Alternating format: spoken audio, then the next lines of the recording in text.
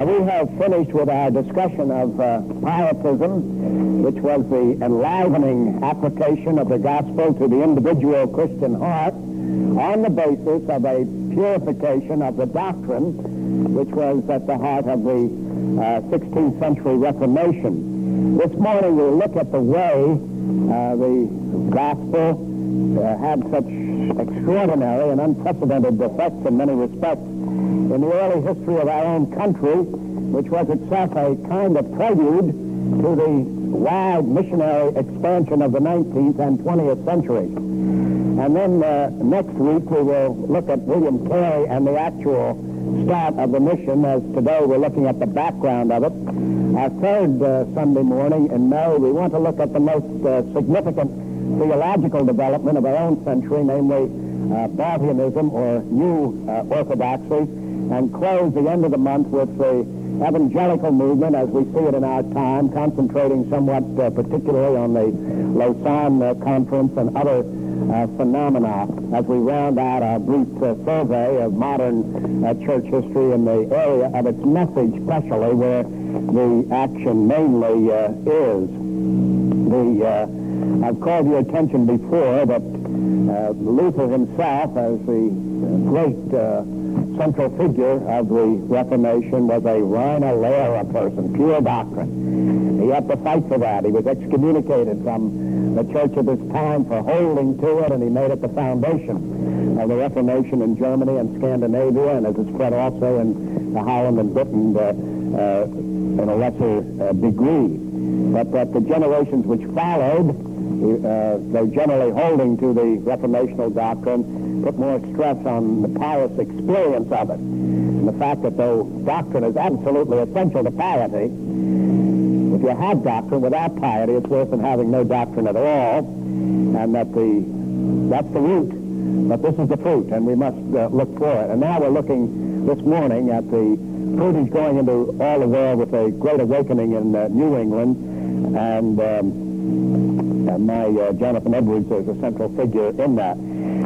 This excerpt that we'll read today has no copyright problems. This is a 19th century writing on the Great Awakening, which we usually associate with George Whitefield, the Billy Graham of the 18th century, except that he was a Calvinist and not an Arminian, who was nevertheless English, who made many trips over to America, just as America's Graham makes many trips to Britain for evangelistic purposes. But the beginnings of it really were in the middle colonies with a Dutch theologian and preacher named Vrolijkhuizen, and in New England with Edwards mainly. And this concentrates somewhat more in the New England development. I go back to the 19th century, not just to get you something that you can reproduce if you want to, because of no copyright problems, because there have been many contemporary writings. Gerstner has a great awakening work. Goen has a major study. Perry Miller's successor, Alan Heimert, has written on it. And the theses on Jonathan Edwards, the doctoral dissertations come out by the bushel, and many books on the man. The bibliography of Edwards alone is of course, that bibliography meaning secondary writings on him, and they increase in number. So there's a great deal of study. As a matter of fact, where the scholars tend to work mostly now, because the general panorama has been covered repeatedly, is on the details of what happened at Salem and what happened at Haddam and what happened here and what happened there, and the statistical numbers. For example, the last major study of Jonathan Edwards by Patricia Tracy, no relation to the Tracy we're studying here, a New England scholar entitled Jonathan Edwards Pastor. She gets into the roles, the membership, and the seating arrangement in the churches, and that type of detail. Very valuable, but there's been so many major studies of Edwards that if you want to make a contribution, it's got to be around the edges, unless you try to put the whole thing together, as I hope to do someday in the area of his theology. But this is preferable to that in another way. It's a century out of date. It knows none of these further sociological studies and political studies and theological studies, but it understood the theological milieu better than the people today do. Many of these people writing in this area are very knowledgeable and make valuable contributions, especially in peripheral areas.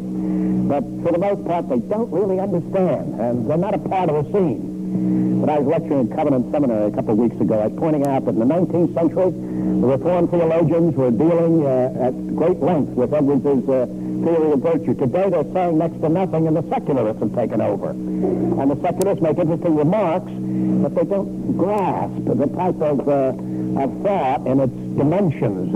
Now, when it comes to this study of the Great Awakening itself, even though this is 100 years out of date, I think it would tell you what went on spiritually, theologically, with greater accuracy and penetration than anything I know of that's been written in this century, as a matter of fact. But the Great Awakening is what we are studying, and the most important thing is for me to repeat once again that this word awakening is not synonymous with revival. It means that people who are, for the most part, even those in the church, and certainly those out of the church, are very smug people. And as long as they've got a good job and a good wife and a good family and good prospects and aren't expecting tornadoes or other disasters or meltdowns or anything like that, they're basically satisfied. Even though they're sitting over the pit of hell, to be plunged into eternal damnation any moment, they give no thought at all to that. They've got what they want. Potatoes in the pot, 2 cars in the garage. What else is there in life? I think I told you about that fellow who was my roommate while I had my heart attack up in New Haven a couple years ago. He got his bowling in on Thursday night, and he loved donuts and a few things like that, and he was happy. Really happy. I said, I'm passing the trial, really. Look, I could try to get some interest in that man and things that really matter. But the only thing that really mattered to him was the donuts and the bowling. That was a simple matter thing. Well, the Great Awakening is shaking people up a little bit. I'd say at the time I was at another college, and they said, what do you do with these apathetic students? Build a fire under them. Let people once realize they're in danger of imminent danger, and one thing they will not be is apathetic. He said, what must we do to be saved? I have to flee from the wrath of God. The reason they don't do that is because they don't take it seriously, of course. Nobody believes in hell anymore. So then, of course, what does matter, really? There's no great danger. I drool a little bit because you have peace of mind that they don't have, but if they try to get those out of pills, they'll be satisfied with that sort of relief and so on. But the Great Awakening was awakening of people to their peril, especially people in church pews. They have a special danger about them because they're in church pews. They're not secularists, they're not crass, they're not carnal, they're not sensual, they're not bank robbers, they're not thieves and all that sort of thing. So, with all that laziness of the human spirit to begin with, they've got that wrapped up in a real ecclesiastical comfort blanket on top of it. Well, they needed to be awakened, and they were awakened. Now, here's the way Tracy describes that. I want to read it, and you raise your questions. I'll make my elaborations as we go along. But as far as I know, this is the best thing in print. Get what is actually taking place. And those of you who are working with Hodge, we're going to take up right in detail on this thing tonight, because it's where our section actually lies. If you've already read it, you'll realize that. The Great Awakening of 1740, as I say, it had begun before. In the case of Edwards, 1733-34 was the beginning. But that was still in Northampton, Massachusetts, famous for Woodrow Wilson's residence and so on, and fairly high in the middle colonies. But the big, expansive thing that touched all of the colonies and so on came with George Whitefield when he made his itinerary here in 1740. So that's the reason they say the Great Awakening of 1740 was not confined to that year. The religious movement of which the events of that were a conspicuous part began at Northampton in 34 and continued till 42, and in many places even longer. The immediate occasion of its commencement was a series of sermons by the elder Edwards, that's Jonathan himself. His son was so like him that they have to distinguish between them, on the doctrine of justification by faith. And among the most efficient means of carrying it on were his sermons proving that every mouth shall be stopped, as every alibi ended is what's meant, at the day of judgment, and that nothing at any one moment keeps wicked men out of hell but the mere pleasure of an angry God is understood there. That's his famous sinners in the hands of an angry God. If you're ever traveling up the Connecticut River there, Route 5, and go to this little town of Enfield, you'll see a big stone on the west side of the long street there, which describes the location of the church where this most famous sermon ever preached in America was given there. It was first preached in his own congregation in Northampton, and nothing particularly happened. These spectacular effects, people grabbing hold of the pillars and screaming and such things as that, took place when he preached that sermon a few miles south of Northampton. Edwards himself testified that no discourses have been more remarkably blessed than those in which the doctrine of God's absolute sovereignty with regard to the salvation of sinners and his just liberty with regard to answering the prayers or succeeding the pains or efforts of mere natural men. Natural men means unconverted people. Continuing such were insisted on. So we were mentioning last time in the Jude class there, the fact that some were damned, that God had actually delivered them over to damnation, taught very emphatically in the epistle of Jude. That type of thing was preached clearly. Today we tend to avoid that sort of thing. And even people who do believe in predestination will usually shy away from reprobation. Even Reformed theologians, Arminian theologians, of course, by definition deny it, but even those who believe it are quiet about it. They don't want to say anything about this. Well, what Edwards is saying, 250 years ago, the main vehicle God used for the awakening of people were the things for which we shrink today. We don't even mention them today, and so on, and yet they were the center, in his opinion, of what was going on in the awakening there. These doctrines, when handled as they were by him, are always powerful, but to appreciate the force with which they came upon the hearers then, we must consider what was then the religious state of New England and of the world. And here again, you know, you've heard me say before, we have a sort of glacial age moving down from New England down to central colonies, and when I go back, and Edmund and I go back to New Haven, we'll be back in that rather frigid atmosphere here in comparison with rather the warm, temperate climate of Kansas. So in a certain sense, Kansas today, even though it belongs to the 20th century and is really more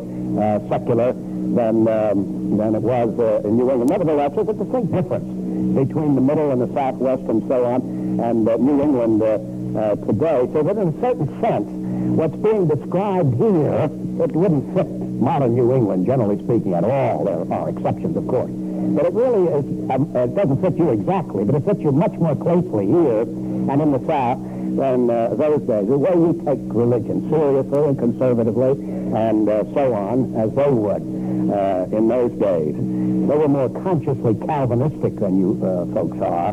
I'd say that difference. But as far as the broad conservatism is concerned, more like it here than in New England today. In the early days of New England, or say in the 20th century in Kansas to a lesser degree, none but church members could hold any office or vote at elections.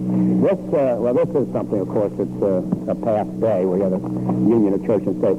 It's often mentioned as evidence of the bigotry and domineering spirit of the Puritans. That is, that they would have a church state, and that if you were going to be a member of that state and have a franchise, you'd have to be a member of the church. A theocratic type of organization, which we have not had since the Declaration of Independence. See, we're talking now about 1734, 50 years before 1776 and 89 especially. But when you have a theocracy, when you have a church in a union with the state, then manifestly your membership in the church is essential to your citizenship. In these early days in New England, only about 6% of the people were able to vote because of the membership. Membership was very, very strict, and it was not easy to get into as it grew up. It became more feasible and all. But what Tracy's mentioning here, many people think that's bigotry for the Puritans, because this was a Puritan establishment in Massachusetts and Connecticut he was thinking of at that time, to insist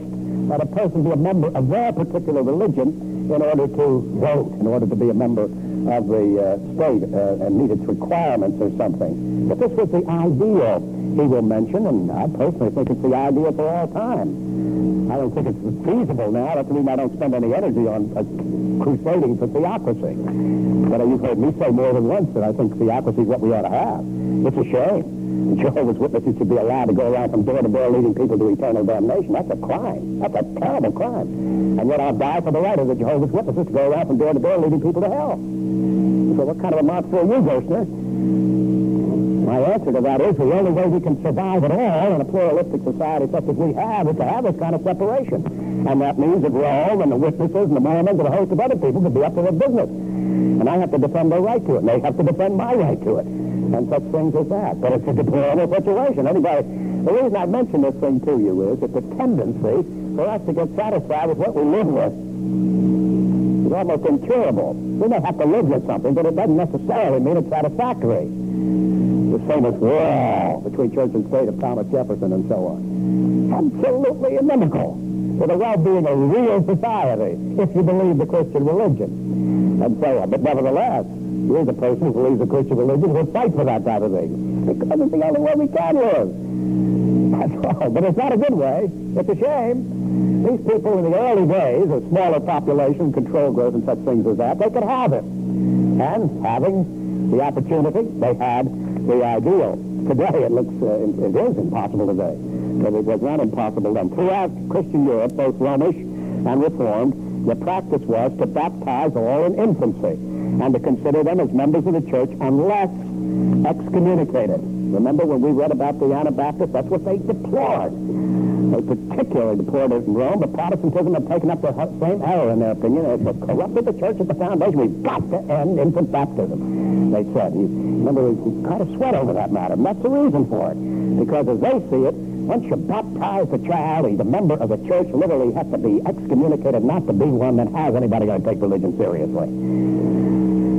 Now, here we got to watch the reading a little bit. I got to fuss a bit with Tracy, but it's a very fine point here. But before he finishes, he gets it straightened out, I think. But I'll read that sentence again. Throughout Christian Europe, both Romish and Reformed, but Romish, of course, means Roman Catholic, you understand. Catholic is a misnomer. It's not a Catholic church, but they've gotten the term, so we have to live with it, but they didn't accept it in the 17th century.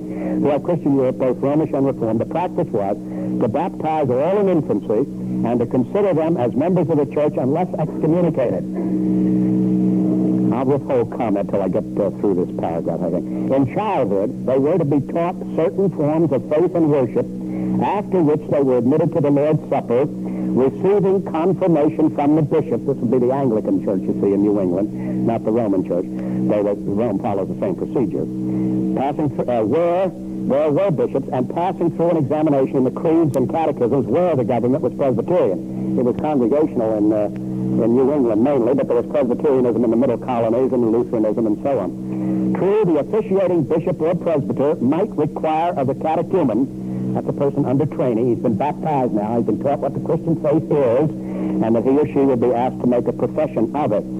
True, the officiating bishop or presbyter might require of the catechumen an experimental, we would say experiential today, acquaintance with the truths of Christianity, and thus exclude from the Lord's table such as gave no evidence of regeneration, but such was not the practice. You know, that's right. See, that's what they were supposed to have done. But it wasn't what they did do. And it's the same story today, generally speaking. We assume that a baptized child in a godly home, reared in the Christian church, when he or she becomes 12 or some such age as that, will make the good profession. And unless the child stood up and stuck his tongue out at the session, you're right, and all that sort of thing, we could probably pass him through right away. And it was happening in that day. It happens in our day. But this is where Tracy is good. He's careful to point out that that was not the theory. It was the practice, but it wasn't the theory. That just because a child was baptized, this would help the Anabaptists. They might look again at infant baptism and say, oh, if that's what you're supposed to do, I don't know that I do have so much objection to infant baptism. But you yourselves admit that that's not what you do. So we say to them, what you are arguing against is not the use, but the abuse. So be very careful about a thing like that. Blame us, pedo-Baptists, who slip into the slovenly habit of assuming that because a child has been baptized in infancy, it therefore comes to faith at about 12 years later. We don't believe that ourselves. Shame on us if we act as if we do. But you see, Tracy's good enough. And modern scholars just don't get those fine points. We get all sorts of error propagated in the name of history because of that lack of thing. But here it is. Theoretically, that baptized child is not a saved member of the Christian church. We'll see tonight that Charles Hodge is using that word. We'll say Hodge himself is pulled out of orbit a little bit by that. But that's for those in the Hodge class. The rest of you can just make a mental note of it if you want to and so on. Or come in the class if you wish and so on. But anyway, here's the point. The child is a member of the church in a non-communicant status. He is not admitted to the communion until he gives a credible profession of faith. That's what we say to the Anabaptists. The Anabaptists say that if you did that properly, then you wouldn't have everybody being taken for granted as a Christian. You wouldn't have this national corruption. Anybody, if he's not a Muslim or a Jew or something like that, put him down as an Anglican or a Presbyterian or something like that. It's true, and it's something for us to learn. We have abused our doctrine time and again, but it is an abuse.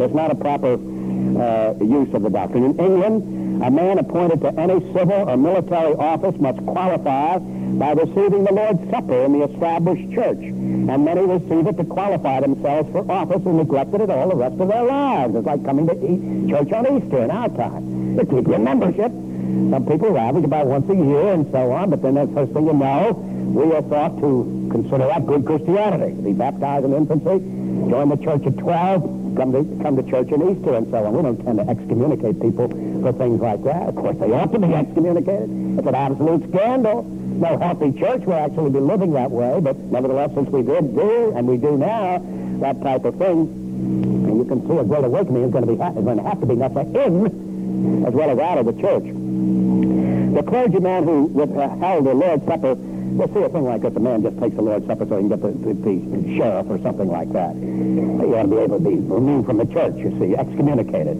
because of his subsequent behavior. You might not be able to tell when he first says it that he's a hypocrite, but you can tell from subsequent activity that the only reason he received the Lord's Supper was to be sheriff of Nottingham or something like that. All right, now the sheriff of Nottingham, because once he has taken the Lord's Supper, he never does it. How does he die a Christian?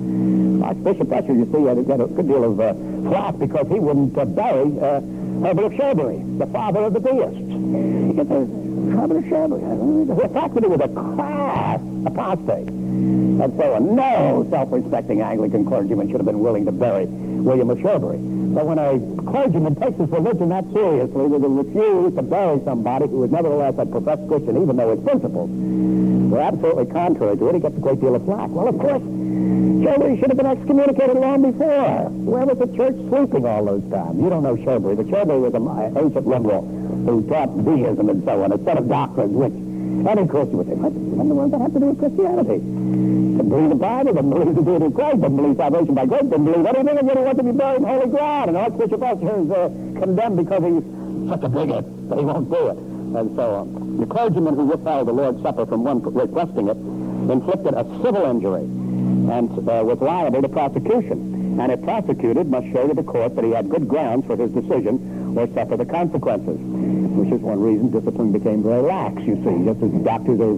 getting afraid to perform certain operations because of liability and so on. So these clergymen are getting very, very careful about who they oppose. When John Russell, the founder of Methodism, left Georgia to return to England, a prosecution was pending against him for debarring a young lady from the Lord's Supper. Strictly speaking, as an Anglican pastor, rector, he could do that if she gave grounds for it and so on. And in his opinion, Sophie Hopkins did do exactly that. But we won't have time for that. But the point is, a minister doing his duty, a rector doing his duty, could be criticized for that. Today he'd be sued for it, as you know, in the Tulsa case. Under such laws, the Lord's table must be open to all who have been baptized, who have learned the creed and catechism, and have not committed any crime which a civil court would judge scandalous. Now, you see, that clause for station identification, you all realize this is a description of Wichita, isn't it? Isn't this the situation here, generally speaking? Isn't this what prevails? I think so. If a person comes and he puts a little something in the offering now and then and doesn't actually rob a bank or rape some woman or tell an absolute gross lie or sell secrets to the Soviets or something, even then, I think I told you once in western Pennsylvania there was a positive run on Presbyterian elders who were bank embezzlers.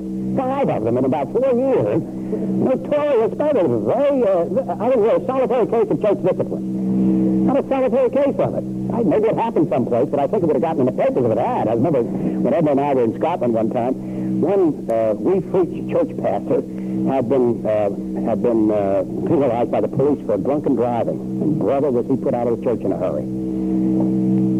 Would he do that in Wichita? You hate when they say, God, stop joking, Gerstner. Would he do it? And you won't say, stop joking, Gerstner. But would I get a sober answer? Yeah, of course. We wouldn't put up with that type of thing in any respectable church in Wichita. But anyway, this is kind of a problem, you see, where the Great Awakening is necessary. People are obviously satisfied with church membership where there's no basis for any satisfaction. And God is infinitely angry, especially angry with church people because they profess something they don't possess.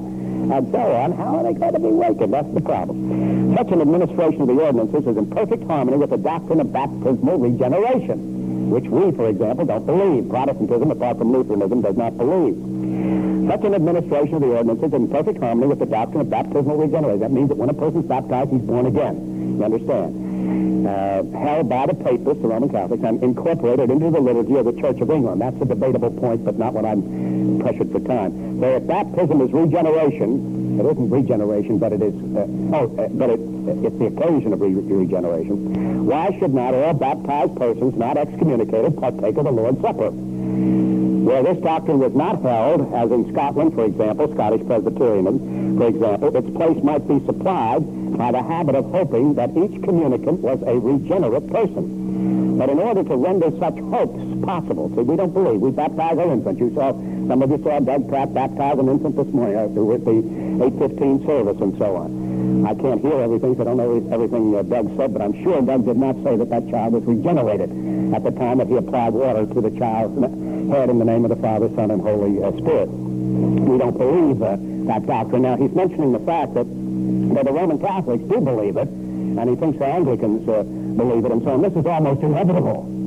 I look at a host of people, all of whom have been born again. Why? Because every one of you has been baptized. And unless you've been behaving absolutely scandalously, it would be absolutely shameful on my part to raise any questions about your faith. You follow that, don't you?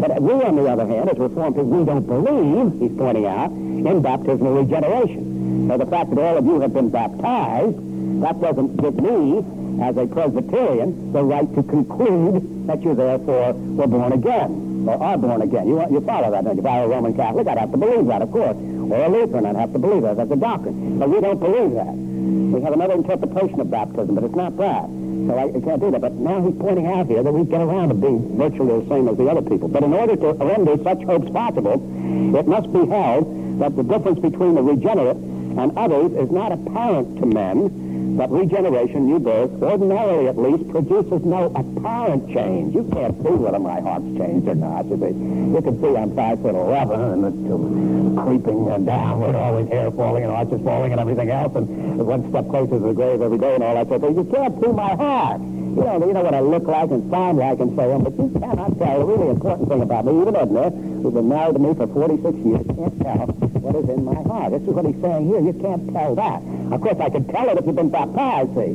I could see whether you were baptized. That water was put on this man's head, he was born again. So if I believe in baptismal regeneration, but I'm a Presbyterian, and he tells me, yes, I was baptized in infancy, that does not prove to me that he was born again, and there's no way, by looking at him, that I can see whether he's born again. Now, what do you do in a case like that? Well, let's follow this a little bit further. He says that regeneration, ordinarily at least, produces no apparent change, no visible change, of which the teachers and rulers of the church may expect to find evidence by examination, and that therefore they must regard everyone as regenerate. Possibilities there, you see. No certainty, the possibility. You can't sure. It's better to err on the side of the positive than the negative. And that therefore they must regard everyone as regenerate unless some scandalous offense gives evidence to the contrary. Here's my friend Rich. He's been baptized, you see, and so on, and he works in computers and so on. As far as I know, he is not as a hacker. He's not stealing information from other corporations, and he's not taking home computers that don't belong to him. And at that time, he didn't have more than 3 wives any place or anything like that. So I have no reason in the world why I ought not to think. I can't see his heart, but nevertheless, he's been baptized. He's a professing Christian, and I don't know anything scandalous about him. He doesn't deny God, and he doesn't live scandalously, and so on. So I must assume. See? So I can't see that he is born again. If I were a Roman Catholic, I would know it. He was baptized, he's born again, he has not been excommunicated by the church, so he's born again. He'll have enough sins, he'll have to spend quite a long time in purgatory, but he will reach paradise ultimately. That I know. You see, I'm not caricature. You understand that it's true. He has been born again, he has remained in the church, he's confessed his sins,